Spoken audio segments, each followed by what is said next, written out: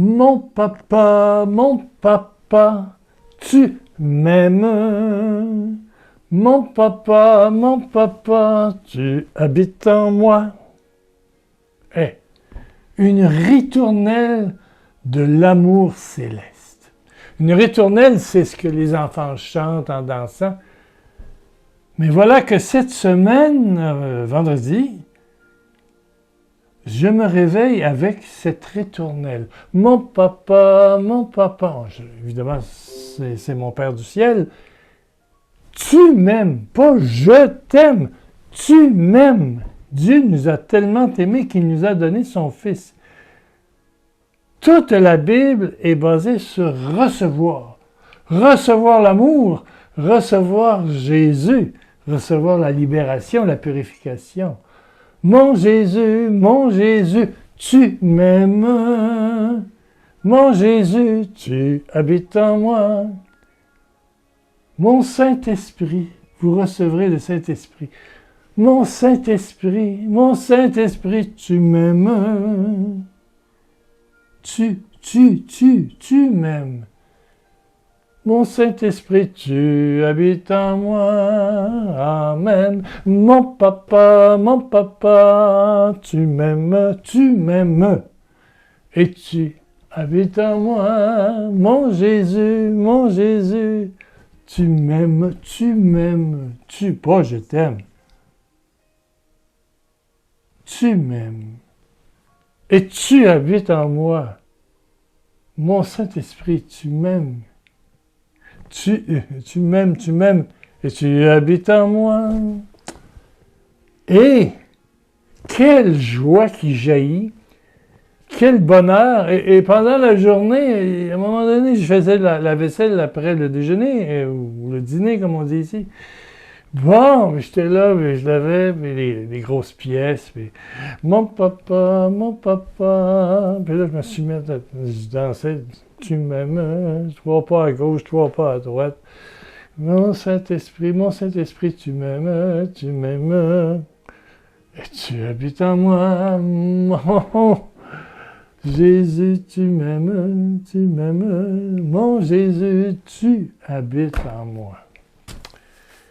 La conversion, c'est de passer d'un Dieu extérieur, un Dieu dans un livre, peut-être même la parole de Dieu. Oui, la parole de Dieu. Oui, elle est importante. Tous nos liturgies sont importantes, bien sûr. Et tous nos signes chrétiens sont importants.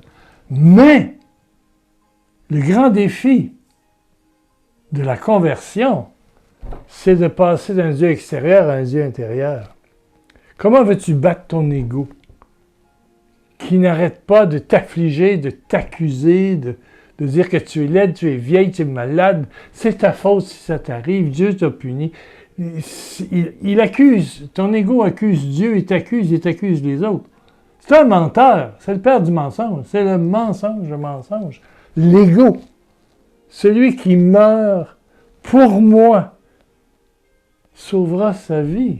Puis si tu ne meurs pas, tu vas mourir.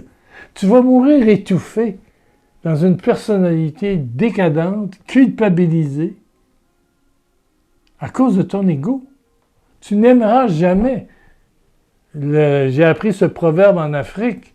On dit l'Africain, mais le Français, le Québécois, le Canadien, l'Antillais, n'aime pas. Il a des intérêts. Et ça, c'est l'ego. Et nous avons tous un ego. Voilà. Et c'est la bête, le chien qui est fin pour toi. C'est parce que tu lui donnes à manger. Je suis invité en Martinique chez une dame qui a un chien. Un chien, c'est pas un chien, c'est un monstre. Bon, je vais aller résider là quand je pourrai aller en Martinique. Mais la première chose que je vais mettre dans mon bagage, c'est des biscuits à chien de haute qualité pour gros chiens. Oui. Puis je vais y en donner les premiers jours en faisant... Je vais le déposer un peu loin, puis un petit biscuit, il va venir. Il y a des intérêts. Il ne m'aimera pas tout à coup. C'est parce qu'on en prend soin, puis on y donne de l'attention. Il y a des intérêts. Voilà. C'est ça. Quoi qu'on en dise, l'être humain, c'est un peu pareil. On le gagne par des petits tunes, un petit restaurant, un petit ci, un petit ça, un peu d'affection, un peu de sexe. Puis tu gagnes. Voilà.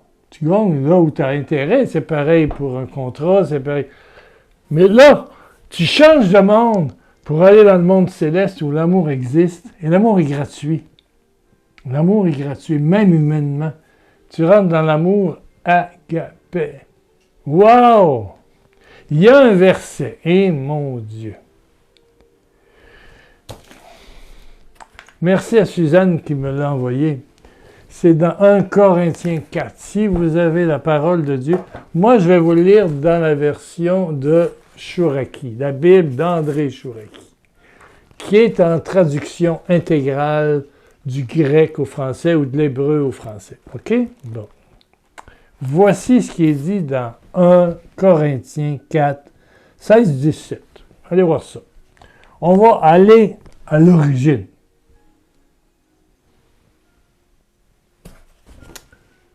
Vous êtes le sanctuaire, vous êtes, toi, le sanctuaire d'Élohim, Dieu, du Père, du Fils, du Saint-Esprit. Vous êtes le sanctuaire d'Élohim et le souffle d'Élohim, le souffle Esprit Saint, le souffle d'Élohim habite en vous. Le souffle d'Élohim habite en moi. Saint-Esprit, Saint-Esprit, tu m'aimes. Saint-Esprit, Saint-Esprit, tu habites en moi.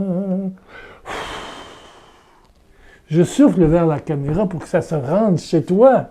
Chez toi à Cayenne, chez toi à Fort-de-France, chez toi à Abidjan, chez toi au Gabon, à Libreville, à Paris, au Luxembourg, en Belgique, à Londres, je ne sais pas, mais à Québec, à Montréal, à Chicoutimi, dans Beauce, et à New York, et dans les îles du Pacifique. C'est pas le mien. Le souffle du Saint-Esprit habite en moi. Je me souviens d'une conférence à Rouen, dans le nord de la province de Québec. Il y avait 1000 personnes dans la salle du cégep, donc un lycée avant les études de bac et tout ça. Il y avait une grande salle, nous étions là réunis, et tout à coup, on m'a pris l'idée de... Je dis, c'est pas mon souffle, c'est le souffle du Saint-Esprit. C'est pas 10 personnes qui sont tombées dans le repos de l'Esprit, c'est pas 10. C'est plusieurs centaines, il n'en restait pas beaucoup encore sur les chaises. Oh non, les gens les ont pris, on a tassé les chaises, on les a mis par terre. Des centaines. Le souffle, c'est pas le mien, mais il faut savoir, il faut prendre conscience que nous sommes habités. Ah, c'est pas fini, attendez. Vous êtes le sanctuaire. Et le souffle d'Élohim habite en vous. Et au 17b, oui! Affirmation, oui, yes. Le sanctuaire d'Élohim est sacré. Le sanctuaire d'Élohim est sacré. Et c'est vous. Et c'est toi. Et c'est toi. Mon papa, tu m'aimes. Mon papa, tu habites en moi. Mon Jésus, tu m'aimes. Mon Jésus, tu habites en moi. Il habite vraiment en moi. Dans ce sanctuaire intérieur que tout le monde possède, mais il y en a pour qui c'est fermé et puis on s'en occupe pas. C'est juste l'ego, l'intérêt, les intérêts, les ci, les ça. T'es rempli d'inquiétude, mais là, t'es pris dans ton ego, là. C'est du spaghetti, là. C'est des nœuds, là. Ouf! Mais quand le sanctuaire, les portes sont ouvertes, Saint-Esprit, tu m'aimes. Tu peux toujours le voir au ciel, mais c'est en dedans. Saint-Esprit, tu m'aimes. Saint-Esprit, tu habites en moi. Mon papa, tu m'aimes. mon papa, tu habites en moi. Est-ce que tu l'as compris ou tu vas la réécouter? Oui, ça peut changer quelque chose. Puis va voir 1 Corinthiens 4, versets 16 et 17. Voilà. Et quand je te disais dans l'émission dernière que pour jeûner de la parole, il faut arrêter les paroles blessantes. Les paroles blessantes, ils viennent de ton ego et non pas de ton sanctuaire de gloire en dedans de toi. On aime autant Dieu, son prochain, que soi-même, que lorsque notre spiritualité est à l'intérieur. Et un 10 minutes, wow! Mais tellement important et tellement essentiel. Réécoute. Donne l'adresse à quelqu'un que tu connais et merci pour ça. Ton soutien aussi. Oui, ça fait partie des belles choses. Merci. À mercredi prochain.